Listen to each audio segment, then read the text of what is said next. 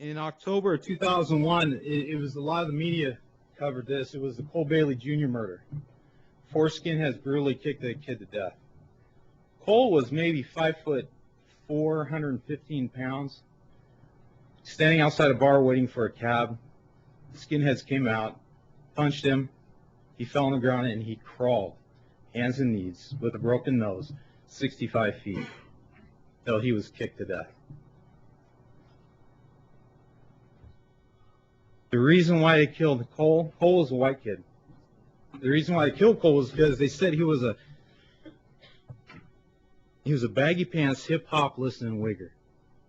Now, in the skinhead world, a wigger is a guy who wants to be black, a white guy that wants to be black, and that's why he was beaten. There's the Mark Mathis murder. Patrick Bierup was involved in. Patrick was just sentenced to death for his involvement in the murder. There's been an attempted murder of a girl who was part of the organization. Her throat was slashed from ear to ear, left in the desert to die. Stayed there 3 days, 11 stab wounds in her chest, her throat slashed until some motorcycle riders found her. And she's alive now. There's some homicides still under investigation. Nicholas Elkins and Nathan Greason brutally attacked a black male walking from a Fry's grocery store at 7th Avenue in Camelback for no reason. He was walking out of the store, they were walking in, and they beat him senseless. Now let's skip down to the border. I can say that these skinheads are at the border. I can say that they travel there frequently to help protect this country. The Minuteman Project, I was a member of it. When I did the application process, the application just asked me what type of gun and how many rounds I had. That was it.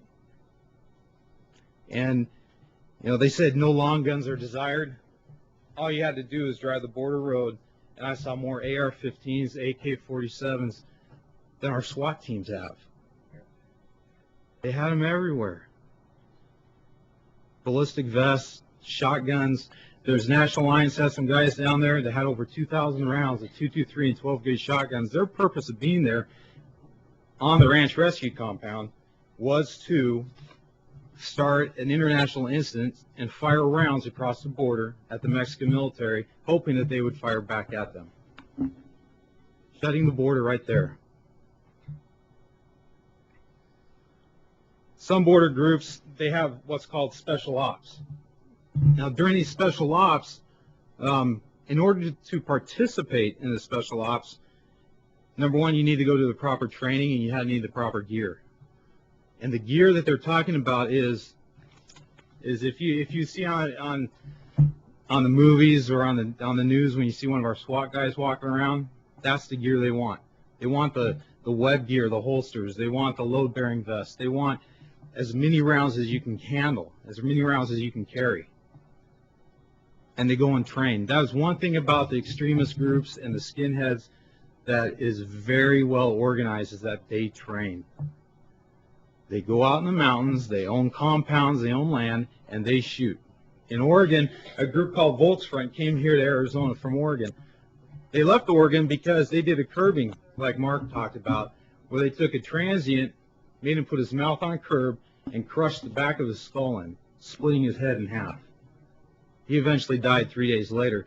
From that incident, because of that incident, their compound was with a search warrant. They fled to Arizona, and on their compound, they found thousands of rounds of .223, AK-47, trees cut in half by bullets, vehicles with properly placed bullet holes, saying a .223 will go through a window, AK will go through the engine compartment, 12 gauge does this to the side door panel.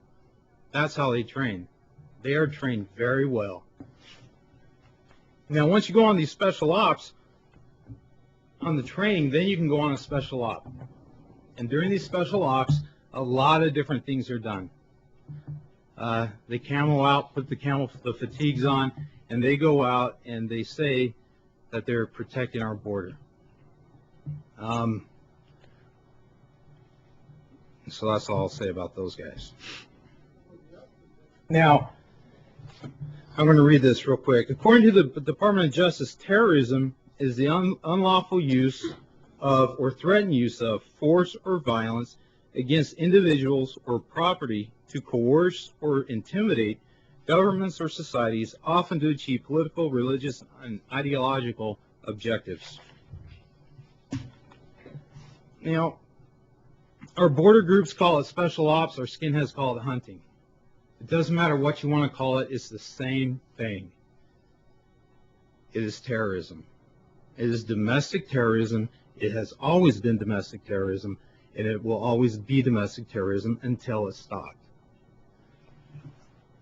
I've devoted a lot of time into doing what I do. It's because of a lot of different people who've helped me get to where I'm at. Supervisors who think outside the box.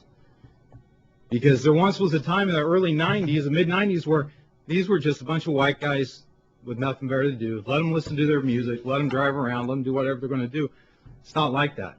These aren't just a bunch of white guys listening to music. These are trained killers, trained assassins. These are trained terrorists. There's no difference between domestic terrorists and international terrorists except for where they live.